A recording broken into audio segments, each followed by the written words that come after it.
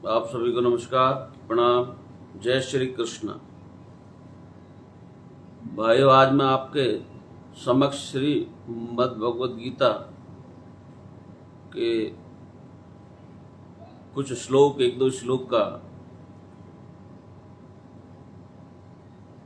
विस्तृत वर्णन करने का प्रयास करूंगा और वो हमारे जीवन से कैसे जुड़े हैं, हमें उनसे क्या सीख मिलती है। कहते हैं कि हर सवाल का जवाब है गीता, तो वो सवाल का जवाब मिलता कैसे है, हमें ढूंढते कैसे हैं, वो भी बताने का आपको प्रयास उसी आधार पर ही बोलूँगा एक एक चीज़, कि जिससे आप ये समझ सकें। जितनी मेरी कुछ छोटी मोटी बुद्धि है, भगवान उनकी कृपा से आपको यही समझाने का प्रयास करूँगा कि भगवत गीता जीवन में कैसे उतारी जा सकती है और उसको उतार कर अपने जीवन को सफल और समृद्ध बनाने का और आध्यात्मिक चेतना को जागृत करने का भी माध्यम गीता ही है। कहने का मतलब है सारी प्रकार का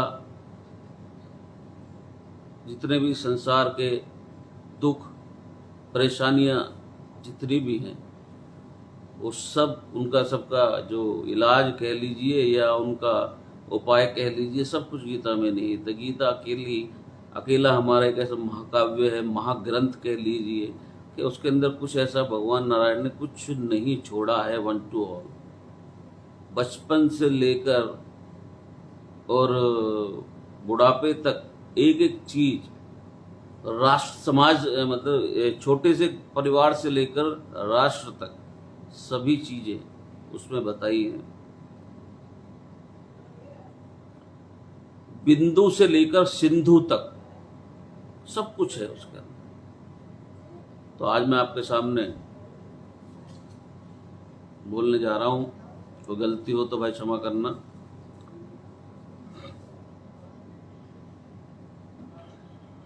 भगवद गीता पहला अध्याय 7वां श्लोक। अस्माकं तु विशिष्टा ये तानि बोध्य द्विजोत्तम नायका मम सैन यश्च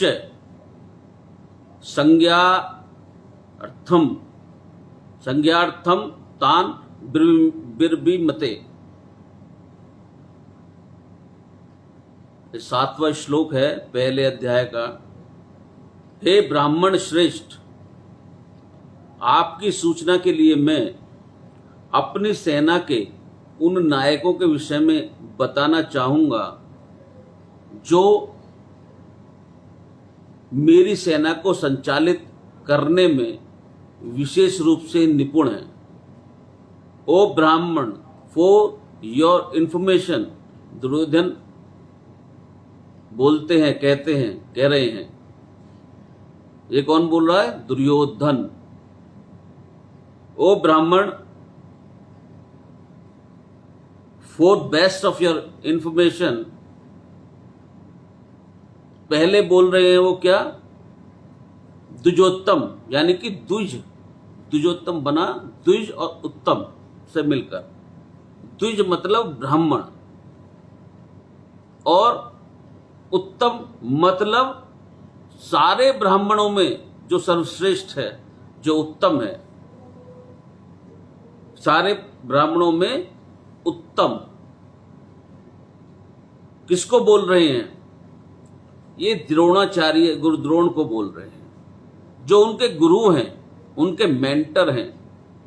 और उनको क्या कह रहे हैं? द्विजोत्तम।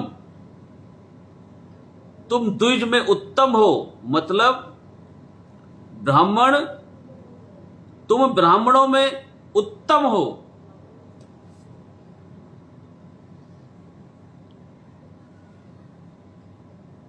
हे गुरुश्रेष्ठ द्रोणाचार्य, आप ब्राह्मणों में उत्तम हो, लेकिन फिर भी बात किसकी सुनो? मेरी बात सुनो, क्योंकि मैं दुर्योधन हूं। मुझे हल्के में ना लें, मेरी बात को सुनो, मैं क्या बोल रहा हूं। नायका मम, ऐसे ऐसे नायक हैं मेरे पास, सैन्यस्य ऐसे ऐसे सैनिक हैं मेरे पास। दुर्योधन अब अपनी जो सेना है उसके बारे में बता रहा है। किसको बता रहा है? गुरु द्रोण को। संज्ञार नाथम, इसका संज्ञान ले लो। Take note of this please, इसके बारे में जान लो। द्रोणाचार्य को बोल रहे हैं। दुर्योधन की जो मेंटेलिटी है वो सबसे बुद्धिमान व्यक्ति को भी बोलेंगे कि भाई रुको, पहले मेरी बात सुनो, मैं सबसे अधिक बुद्धिमान हूं। क्यों? क्योंकि मैं दुर्योधन हूं।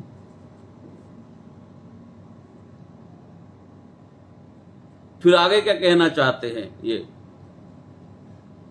तान बिर बी मीते, मैं बोल रहा हूं ये इस समय ध्यान दीजिए गुरुद्रोण, जो मेरी टीम है वो बड़ी पावरफुल है। मैं बताना चाहता हूं अपने टीम के बारे में। युद्ध का माहौल चल रहा है, उधर बिगुल बज रहे हैं और हमारे दुर्योधन जी क्या कर रहे हैं? उनको वो अपने तारीफ में लगे पड़े हैं। किसके सामने तारीफ कर रहे हैं? अपने गुरु के सामने। तो वो सोच रहे हैं कि इतने हो रहा है, इतने मैं अपने थोड़ी तारीफ कर लेता हूं पहले। और ओवर कॉन्फिडेंट एंड बिलीफ ये दुर्योधन में है कि I have always been succeed.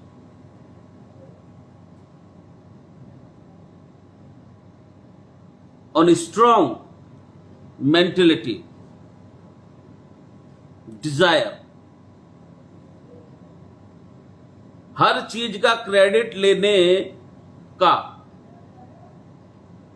उनको हमेशा ये डिजायर रहता है कि हर चीज का जो क्रेडिट है वो मुझी को मिलना चाहिए। तो भगवत गीता के माध्यम से, इन कैरेक्टर्स के माध्यम से हम अपने भी लाइफ में कैरेक्टर्स को समझ सकते हैं कि मेरी लाइफ में क्या कैरेक्टर है। Every person has a different character.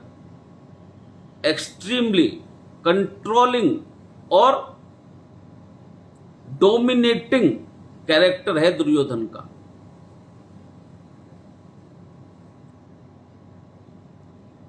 Duryodhan को जब द्विजोत्तम से बात कर रहे हैं, ब्राह्मण से बात कर रहे हैं, गुरु से बात कर रहे हैं, तो सबमिशन होना चाहिए, सरेंडर होना चाहिए, शरणागत होना चाहिए, क्योंकि वो गुरु से बात कर रहे हैं। पर उनकी लैंग्वेज क्या है? अरे जरा मेरी बात सुनो, मैं बता रहा हूं युद्ध से पहले unwilling to listen to others, non flexible in nature और कंट्रोलिंग नेचर सेरेटन है दुर्योधन के लिए। अगर कंट्रोल किसी आदमी के हाथ से, दुर्योधन जैसे किसी आदमी के हाथ से छीन लिया जाए, तो उसको लगता है कि मैं अपाहिज हो गया, मेरा सब कुछ समाप्त हो गया। जैसे किसी बच्चे के, आप मैं एक उदाहरण तौर पर बताता हूं, जैसे वो बच्चा है, उसके माता पिता यदि चले जाएं कहीं, तो उसको ऐसा लगता है घर में अकेला है, जैसे बच्चे मैं बिल्कुल यहाँ अकेला रह गया, अनाथ सा महसूस करता है। वैसे दुर्योधन जैसा व्यक्ति महसूस करता है जब उसके हाथ से जो चीजें हैं वो छूटकर दूसरी जगह चली जाती हैं, उससे कंट्रोल में नहीं रहती। So he every communication, every style of communication is that I am in powerful and please listen to me only, thinking that I can never be wrong. मुझसे गलती नहीं हो सकती। अहंकार, विमूढ़ातम,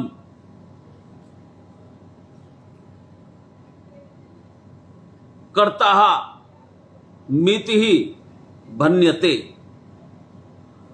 So these are those people जो अपनी materials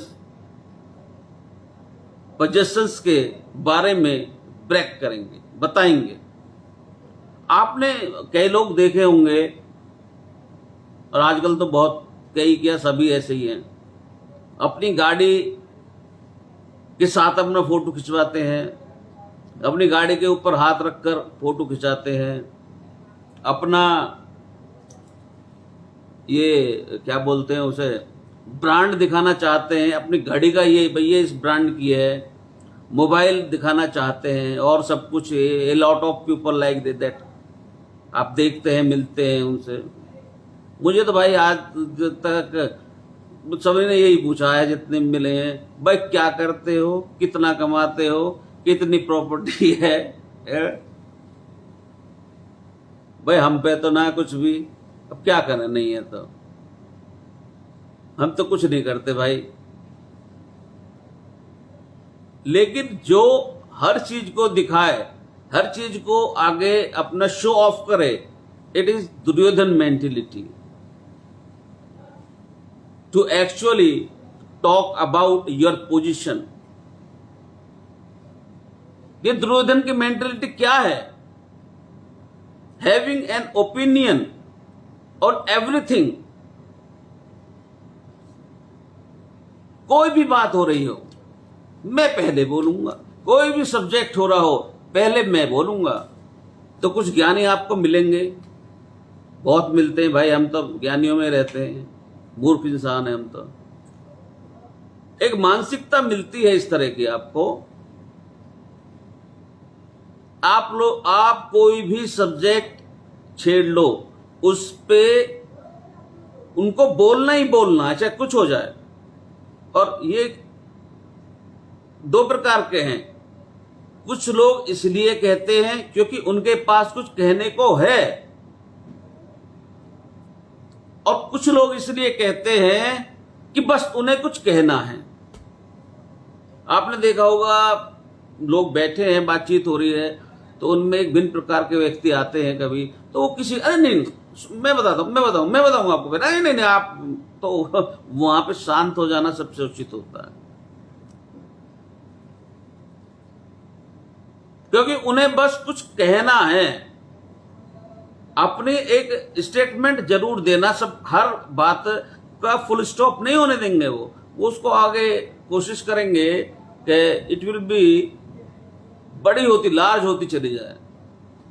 Duryodhan की मानसिकता ऐसी ही है। Finding an opportunity every time, how smart I am. ये श्लोक दुर्योधन के ऊपर ही था पूरा। अब अगला श्लोक है, आज मैं इसको और ले लेता हूं क्योंकि तीन ये श्लोक एक दूसरे से एक साथ रिलेटेड हैं। कल इनको कंप्लीट करूंगा। भगवान भीष्म अश्चय, कर्ण अश्चय, कृपा अश्चय, समितिम जयः, अश्वत्थामा विकर्णस्य, सौमदत्ते तथैव च। रुके नहीं Duryodhan. Now what he is doing now, he is giving description of his team। अब टीम का डिस्क्रिप्शन भी देने लगे कि आप भी हैं मेरे साथ, गुरु द्रोण आप भी हैं मेरे साथ। और सबसे बड़ी बात यह है कि मेरे साथ भीष्म पितामह हैं, वो भी मेरे साथ हैं। कर्ण अश्चय, कर्ण अश्चय, कर्ण मेरे साथ है। कृपाचार्यश्चय, कृपाचार्य भी मेरे साथ हैं। समाजिते, मतलब कि सबके सब जीतते रहे हैं, आज तक वो कभी हारे नहीं, हमेशा जीत में रहे हैं। They will always winning. Ashwatthama विकर्णश्चय, सौमदत्ति तथैव च। क्या शानदार टीम है मेरी, क्या शानदार टीम है मेरी। They are having personality like yourself. Bhishma Pitamah हैं, कर्ण है, कृपाचार्य है, अश्वत्थामा है, विकर्ण है, और सोमदत्त का पुत्र है जो भूरिशिवा है, विल ऑलवेज विक्टीरियस इन बैटल।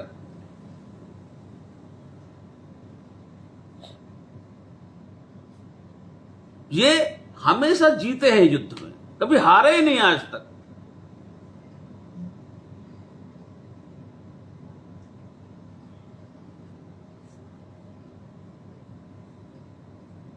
पहले ही बता रहा हूं, मैं जीतने वाला हूं। दुर्योधन नाम है मेरा, क्योंकि हमारी टीम ही ऐसी है, हम हमेशा ही जीतते हैं। इसको क्या बोलते हैं? That is the mentality. और बता किसको रहे हैं? अभी बताऊंगा इसको क्या बोलते हैं। पहले मैं इसको कंप्लीट कर लूं। ये चीज किसको बता रहे हैं? गुरु द्रोण को। कितनी बड़ी मूर्खता। गुरु को बताते हैं या गुरु से पूछते हैं? ये मेंटेलिटी का फर्क है दुर्योधन में, कि वो अपने गुरु को गाइड करेंगे, गुरु को डायरेक्शन देंगे। भले ही तुम गुरु होगे, पर बात मेरी सुनोगे तो टीम आपकी जीतती है। I agree. इसको बोलते हैं रिसेंटली 22। मैंने अभी 22 के विषय में आपको बताया था ना, मानसिकता।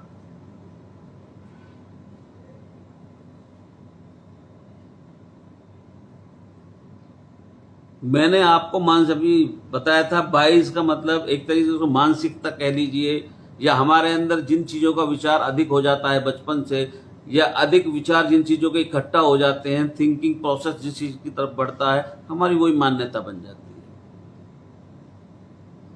तो इसको बोलते हैं रिसेंटली 22। रिसेंटली आप जीते, इसका मतलब फ्रीक्वेंटली आप जीतेंगे, यह बिल्कुल नहीं है। यदि आप रिसेंटली जीते हैं तो फ्रीक्वेंटली जीतना ये ऐसा कोई निश्चित नहीं है। इसका मतलब है सर्वाइवरशिप 22। आप 2 बार 4 बार सर्वाइव कर गए, मतलब आप हर बार सर्वाइव करेंगे। इसको एक चीज और बोलते हैं रिसेंट इवेंट ट्रैप। यानी आपको रिसेंटली इवेंट हुआ और आप उसमें जीत गए, तो अब आप उस ट्रैप में फंस गए कि मैं तो जीतता ही जीतता हूं। This is our thinking that I will never lose, I will always win. This is the mentality of Duryodhan, जो अपने गुरु को ये बता रहे हैं कि मेरी टीम इतनी शानदार है कि ये अजेय हैं, ये आज तक कभी हारे नहीं। इसको बोलते हैं जब व्यक्ति निरंतर स्नेह स्नेह भगवान की उस पर कृपा होती है, वो बढ़ता चला जाता है अपने जीवन में, तो वो स्वाभिमान से अभिमान में तब्दील हो जाती है। और जब अभिमान आ जाता है तो अभिमान का मतलब हो गया दुर्योधन। उसको इस बात का वो नहीं है, फक्र मतलब अपने आप वो नहीं, कृपा भगवान की गुरु की कृपा है, नहीं। मैं जीतता हूं, मैं जीतूंगा, मैं कभी हारा नहीं हूं, मेरी टीम बड़ी शानदार है। I can't lose, nobody will lose me. कोई मुझे हरा ही नहीं सकता, इट इज इम्पॉसिबल। भाई अब इससे आगे मैं आपको कल बताऊंगा। एक व्यक्ति था, मैं आपको कल इसकी पूरी स्टोरी बताऊंगा। वो मिलीनियर हुआ बहुत थोड़ा पैसा लगाकर, एंड्रॉन नाम था उसका, बहुत थोड़ा पैसा $100 मिलियन के आसपास लगाकर वो कई हजार बिलियन डॉलर का मालिक हो गया। लेकिन उसको क्या था कि वो जीतता चला गया, मतलब आगे बढ़ता चला गया। फिर क्या हुआ, बिल्कुल डूब गया। जब भी एक जनरल भाषा में कहा जाता है, अब तो नहीं कहते, पहले कहा था भाई उसका एंड्रॉन हो गया। एंड्रॉन का मतलब डूब गया। इतना बड़ा उदाहरण है वो आज भी, इतना बड़ा व्यक्ति भी डूब गया, उसे अहंकार हो गया। तो I want to say that please don't जज एनीबडी। किसी को आप जज मत कीजिए कौन क्या है क्या नहीं है। आप नहीं जानते किसी के बारे में, ना हम जानते किसी का कौन क्या है। We can't say. इसलिए प्रयास यही रखिए, दूसरों के उसमें ज्यादा ना पड़े कि भाई वो क्या कर रहा है, कितना कमा रहा है, बल्कि अपना यदि व्यक्ति खुद ही अपने सफाई अंदर की कर ले तो मैं समझता हूं दूसरों की जरूरत ही नहीं है। मेरे पास तो उदाहरण है, एक से एक उदाहरण, मेरा जीवन ऐसे उदाहरणों से भरा पड़ा है। परंतु फिर भी यही कहूंगा कि इन चीजों में कुछ नहीं है, नथिंग। न तो पद में कुछ, न प्रतिष्ठा में, न धन में, न दौलत में, किसी चीज में कुछ भी नहीं है। सिर्फ राम के नाम में, भगवान श्री कृष्ण की गीता पढ़िए। आपको नहीं, उसमें श्लोक समझ में नहीं आते, हिंदी में पढ़ सकते हैं। दुर्लभ ग्रंथ है महाकाव्य। मैं शुरू कर दिया था, मैंने आपको पहले बताना, बट फिर ये इलेक्शन वगैरह आए तो फिर मैं बोलना छोड़ दिया। लेकिन अब मैं प्रारंभ कर रहा हूँ। 2-3 मैंने श्लोक के बारे में पहले बताया, अब ये 3 श्लोकों के बारे में बता रहा हूँ। ये बहुत महत्वपूर्ण श्लोक है। ये हमें अपने अंदर झांकने के लिए भगवान श्री कृष्ण ने, मतलब ये लीला रची है, रची तो है, उनकी रचना है। ये पूरी महाभारत भगवान कृष्ण ने ही तो रची है। ये गीता का ज्ञान जो हमारे लिए दे के गए, वो अर्जुन को क्या जरूरत थी ज्ञान की? जो भगवान नारायण के साथ में साक्षात बैठा है, कहते हैं ना, मैं उठा के पत्थर को भी सिंहासन में बैठा दूं, मुझे क्या आवश्यकता? और उसकी समझ में ना आए, ऐसा हो सकता 18 अध्याय तक भी, लास्ट तक भी वो कह रहा जी ये बात ठीक, सब कुछ बता दिया आपने, पर धनुष नहीं उठ रहा। जब विराट रूप दिखाया, जब जाके उस पर धनुष उठा, हाँ अब मेरा कॉन्फिडेंस। तो कहने का मतलब है कि वो हमारे लिए थी एक्चुअल में। अर्जुन को आवश्यकता गीता वगैरह की कुछ नहीं थी। एक तो लीला थी प्रभु की, आते हैं रचना, वो क्या कहते हैं, लीला रच के हमारे लिए एक ज्ञान देके चले जाते हैं, और वो ज्ञान युगों तक चलता है, फिर समाप्त हो जाता है, लुप्त हो जाता है, जैसे जैसे अत्याचार और ये सब बढ़ता रहता है। फिर दोबारा से सृष्टि की रचना पुनः होती है, और फिर उसमें ऐसे इसी प्रकार से फिर वो करते हैं, अपनी लीला रचते हैं। और दिस इज ए प्रोसेस। जय श्री कृष्ण, जय श्री कृष्ण।